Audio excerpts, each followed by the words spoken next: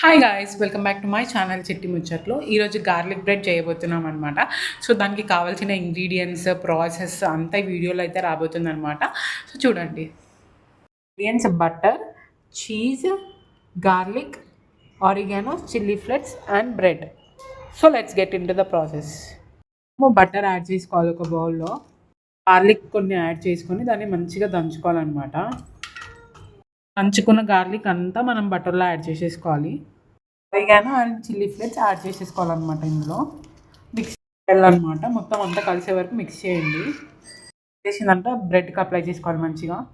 తర్వాత దానిపైన అంతా చీజ్ వేసుకోవాలన్నమాట. ఫ్రైయర్లో అయితే పెట్టుకుంటున్నాం అనమాట. ఎయిర్ ఫ్రైయర్ లేని వాళ్ళు నార్మల్గా పెంక పైన కూడా హీట్ చేసుకోవచ్చు.